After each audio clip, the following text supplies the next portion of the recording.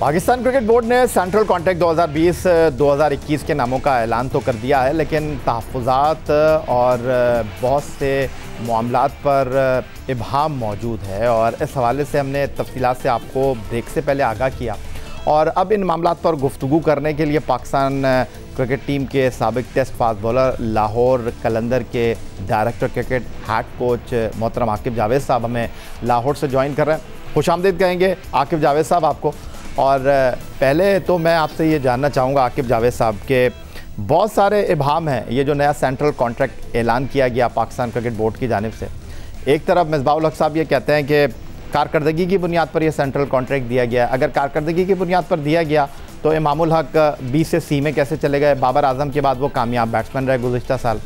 अगर कारकर्दगी की बुनियाद पर यह कॉन्ट्रैक्ट दिया गया तो अज़हर अली बी से ए कैटेगरी में कैसे जा सकते हैं? फिर दूसरा जो सबसे बड़ा सवाल है वो ये है कि आपने 2 फॉर्मेट खेलने वाले इमाद वसीम को सी कैटेगरी में रखा और 1 फॉर्मेट खेलने वाले अज़हर अली, असद शफीक और शान मसूद जो हैं वो उनसे बेहतर कैटेगरी में हमें दिखाई दे रहे हैं। फिर दूसरी तरफ पाकिस्तान क्रिकेट टीम को साल 2020-21 के दौरान 20 T20 मैच खेलने हैं और मुमकिना तौर पर शोएब मलिक और हफीज़ उस टीम का पार्ट हमें दिखाई देंगे। उनको आपने सेंट्रल कॉन्ट्रैक्ट में ही नहीं रखा। इतने सारे सवालात जवाब देने के लिए आप देखिए याया, सिलेक्शन तो कोई भी हो उसमें थोड़ी बहुत गलतियां होती हैं, लेकिन इसमें जो एक बुनियादी चीज़ है वो ये है कि एक सिस्टम चेंज किया गया, 6 टीमें लाई गई, ऑस्ट्रेलियन फॉर्मेट से इंस्पायर्ड होके क्वालिटी की तरफ इन्होंने कहा कि हम ध्यान देंगे। आप देखिए उसके जितने टॉप 20 या 10 बैट्समैन हैं। जी आकिब, आवाज आ रही है आपकी। जो नए जो प्लेयर्स हैं जिन्होंने, इमरान भट्ट है वो टॉप स्कोरर है, उसके बाद अगर आप देखें तो कामरान अकमल, सलमान भट्ट, समी जो है असलम, तो ये सारी वो लिस्ट है। अब वो अगर आपने कहा कि ये हमारा जो है ना प्रीमियम टूर्नामेंट है, इसकी बेस के ऊपर, इसकी परफॉर्मेंस के ऊपर अब जो है टीम सेंट्रल कॉन्ट्रैक्ट या टीमें बना करेंगे, तो उसमें से तो कोई नजर नहीं आया। तो इसका मतलब ये है कि पूरी जो एक्सरसाइज 1.25 अरब रुपए की, उससे हासिल कुछ नहीं हुआ हमें, क्योंकि एक जो प्लेयर होता है उसको एक क्लैरिटी होनी चाहिए कि उसने क्या परफॉर्मेंस देनी है, किस प्लेटफॉर्म पे देनी है और किस तरह से वो आगे अपनी गेम को लेके चल सकता है, किस तरह वो pool of players central contract में आ सकता है। सो आई थिंक बहुत सारी लोगों को इग्नोर किया है।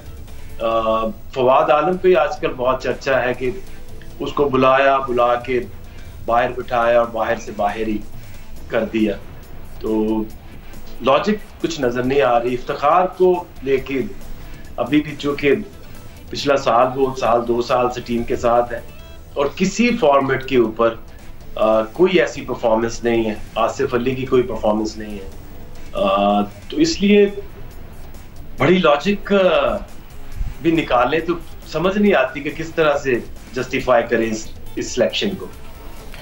हम तो सीधे साधे लोग हैं आकिब जावेद साहब, 2+2 4 और --- इस चीज़ को हम अंडरस्टैंड करते हैं, लेकिन ये जो लॉजिक पाकिस्तान क्रिकेट बोर्ड की, जो आपको भी समझ नहीं आ रही, हमें भी समझ नहीं आ रही, खुद अपनी बात को मुतज़ाद बनाते हुए दिखाई दे रहे हैं एहसान मानी साहब, वसीम खान साहब और मिसबाहुल हक साहब।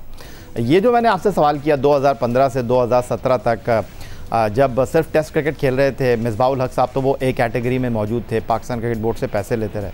और अब हम बात करते हैं कि सीनियर को अच्छे तरीके से जो है हमने टाटा बाय बाय कहना है, और शोएब मलिक और हफीज़ को आपने ऑस्ट्रेलिया के बाद बुलाकर खिलाया और बड़ी मुश्किल से आप बांग्लादेश से उनके ख़िलाफ़ जीतने में कामयाब रहे और हफीज़ और मलिक की परफॉर्मेंस रही। अब आपने उनको कहीं रखा नहीं हो, लेकिन ये कह रहे हैं कि जी उनको बुला लेंगे अब जब ज़रूरत पड़ेगी, और आपने 20 T20 खेलने, तो वो जो लड़का ज़्यादा मैच खेलेगा वो कहीं होगा नहीं, और जिसको आप सेंट्रल कॉन्ट्रैक्ट में टॉप कैटेगरी दे रहे हैं उसको नंबर ऑफ़ मैचेस मिलेंगे। देखिए अभी आप देखेंगे जैसे T20 वर्ल्ड कप को जेन में लाते हैं, तो पिछले अगर आप परफॉर्मेंसेस देखें तो शोएब मलिक की परफॉर्मेंस बहुत अच्छी है, हफीज ने अच्छी परफॉर्मेंस दी है। तो जब आपके एक साल के लिए सेंट्रल कॉन्ट्रैक्ट देते हैं और आप टारगेट कर रहे हैं कि इन दोनों के चांसेस हैं T20 वर्ल्ड कप तक और उसके बाद भी अगर वो अच्छी परफॉर्मेंस देते हैं तो, क्योंकि मैंने तो अभी पूरा डोमेस्टिक सीजन भी देखा है,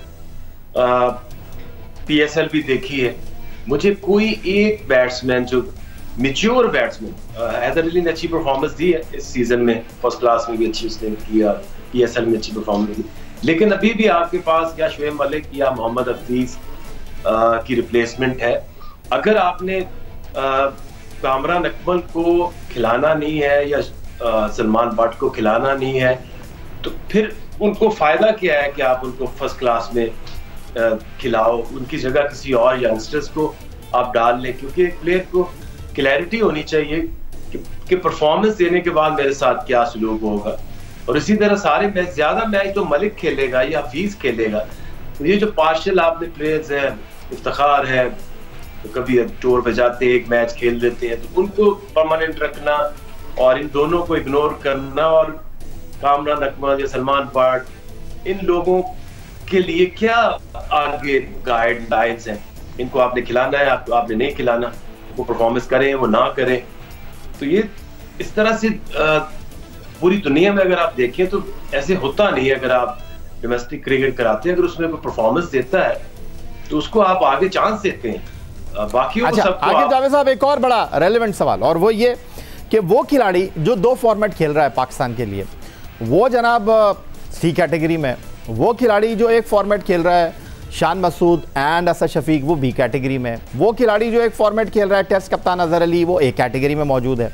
अब सबसे बड़ा सवाल यह है कि वो खिलाड़ी जो पाकिस्तान को ज़्यादा सर्विसेज दे रहा है, आपको अहम मैचों में कामयाबी दिलवा रहा है, अफगानिस्तान का मैच आपको भूलना नहीं चाहिए, वर्ल्ड कप में वहाँ हम हार जाते तो बहुत से लोगों की छुट्टी हो जाती, शायद बोर्ड के लिए भी मसाइल खड़े हो जाते। उस मैच को जिताने में मरकज़ी किरदार इमाद वसीम ने अदा किया, उनको आपने C कैटेगरी में रखा है। और अगर आप वनडे टीम बनाने जाते हैं, T20 टीम बनाने जाते हैं, तो वो ऑटोमेटिक चॉइस आपको दिखाई देते हैं, तो क्या ये नाइंसाफ़ी नहीं है? देखिए, इसमें ये 2 चीजें हैं जो इसका हल ये नहीं है कि आप A category, B category, C category में ये ज़हन में रखते हुए कि टेस्ट क्रिकेट को इज्जत देनी है। जब आप टेस्ट क्रिकेट को इज्जत की बात करते हैं तो फिर यासिर शाह या असद शफीक या इस तरह के जो प्लेयर्स हैं, इनकी फीस बढ़ाए।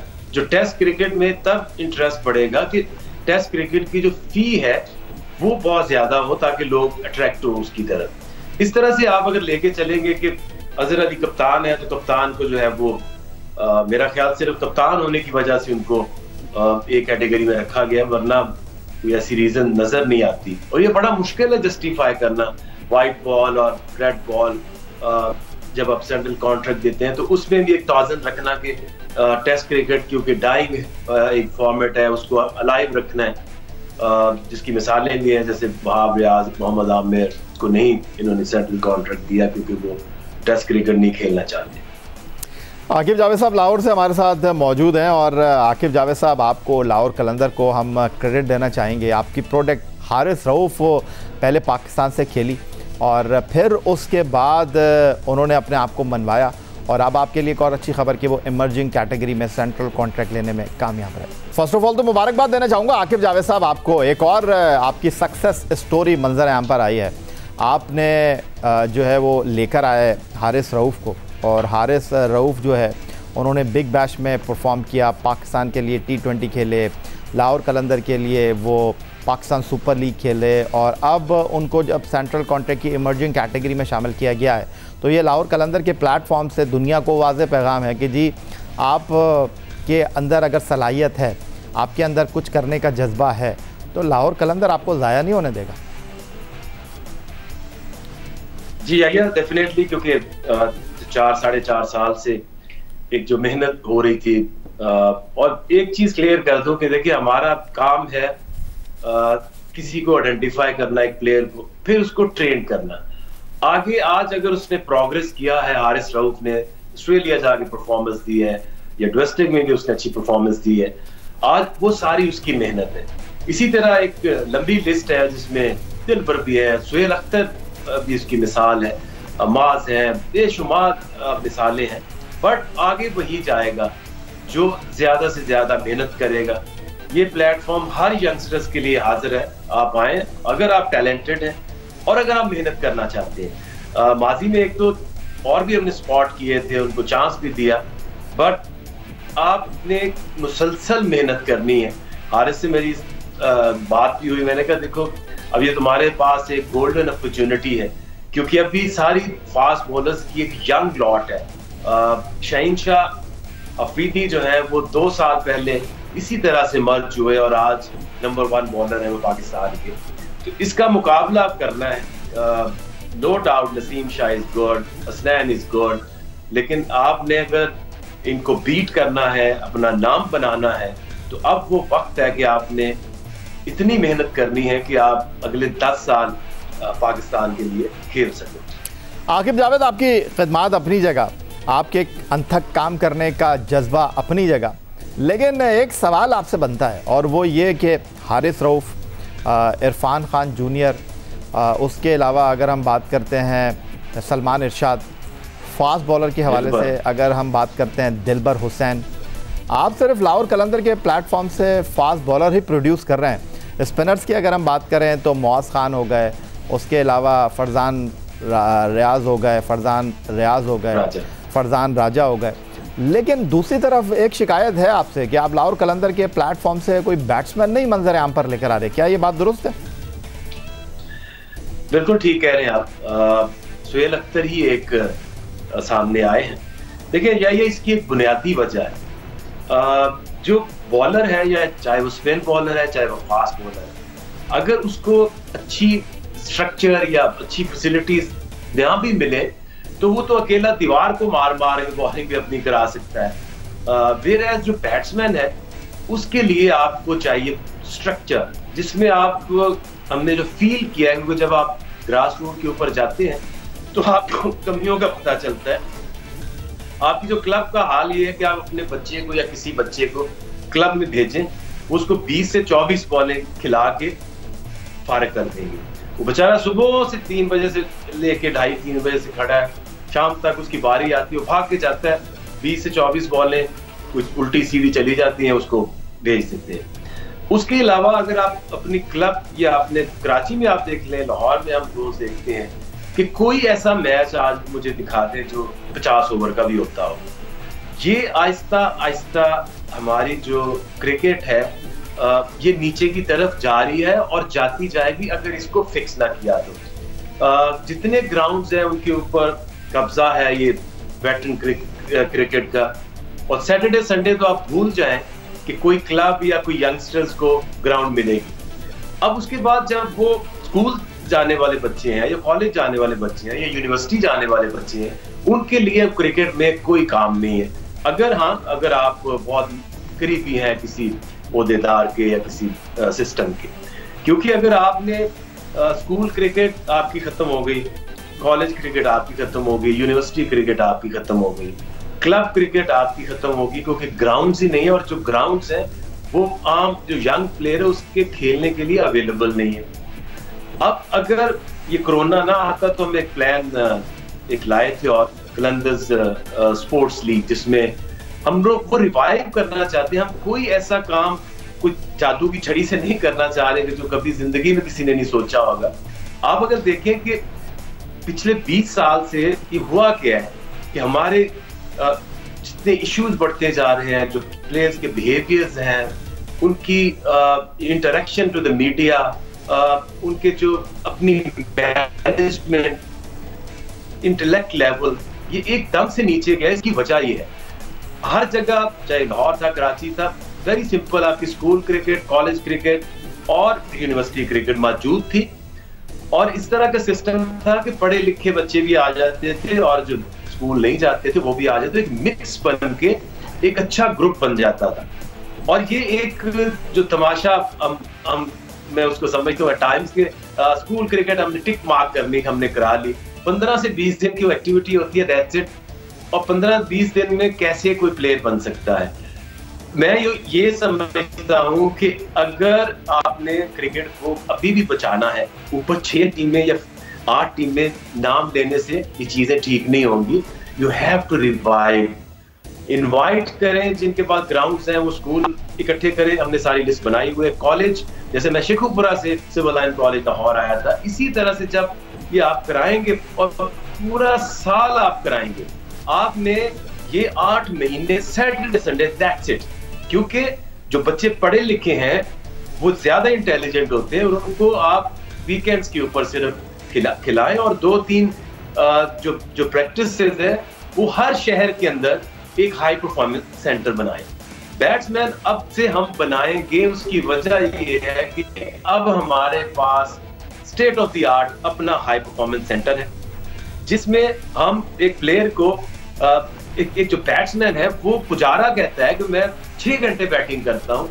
ये जो इंडियन क्यों अच्छे प्लेयर्स इनको बैट्समैन क्यों ज्यादा मिलते हैं, उनकी जो स्कूल क्रिकेट है वो 3-डे क्रिकेट है, आए दिन वहां 400 स्कोर लोग करते हैं। श्रीलंका में बेहतर बैट्समैन इसलिए आते हैं कि उनकी जो स्कूल क्रिकेट है वो भी लॉन्गर वर्जन है। हमने यहाँ पे अंडर 16, अंडर 18, अंडर 19 सिर्फ और सिर्फ क्या है T20 क्रिकेट कराते हैं। बैन होनी चाहिए, जब तक आप 18 साल के हैं आपको सिर्फ और सिर्फ सैटरडे संडे 2-डे क्रिकेट, जो आप ऑस्ट्रेलिया की बात करते हैं, तो उस तरह की क्रिकेट कराएं जब एक बैट्समैन 1000 बॉलें कम से कम रोज खेलेगा और फिर जाके 6 महीने बाद 1 साल बाद आपको कोई प्लेयर मिलेगा। और इसकी सबसे बड़ी मिसाल जाइए आप ये देखें कि जो लोग नेशनल क्रिकेट एकेडमी आते जाते रहते हैं टीम में आने के बाद, उनकी आप देखें कि वो ज्यादा लंबा खेलते हैं, क्योंकि आप अगर NCA लाहौर से निकाल दें तो या कराची में भी एकेडमी एक आधी होगी, कौन किसी को 2-2, 3-3 घंटे बैटिंग करा सकता है। Batting is all about hitting the ball, different spin bowlers हैं, फास्ट बॉलर्स हैं, मशीन के अगेंस्ट। बैट्समैन के लिए मेरा तो एक ही गुर है कि आप you have to face 1000 ball a day, और आपको सैटरडे संडे लॉन्गर वर्जन की क्रिकेट खेलनी चाहिए जिसमें आपको फिर बैट्समैन मिलेंगे। मिसालें मौजूद हैं, लेकिन हम उस जब तक फॉलो नहीं करेंगे, सिस्टम इन प्लेस नहीं लाएंगे, अब ये आपको सड़कों से कभी कभी बॉलर तो मिल जाएंगे टेप बॉल से, आपको बैट्समैन कभी नहीं मिलेंगे। और इसीलिए आपके पास एक ही ऐसा बैट्समैन है जिसको दुनिया में माना जाता है, उसका नाम है बाबर आजम। जाते जाते आकिब जावेद साहब, कुछ मुख्तसर तौर पर ये बता दीजिएगा कि क्या इस सेंट्रल कॉन्ट्रैक्ट के बारे में हम ये कह सकते हैं कि मजाकी लग रहा है, ये ख़ुद अपनी गुफ्तगू के साथ पाकिस्तान क्रिकेट बोर्ड ने जो SOPs बनाए हैं, फिर दूसरी तरफ बहुत ज़्यादा कंफ्यूज लग रहा है पाकिस्तान क्रिकेट बोर्ड। एक बार फिर जो बात हो रही है कि जनाब यहाँ पर आपने जो है कुछ दे कुछ ले की पॉलिसी पर अमल किया है, क्या ये बात दुरुस्त है?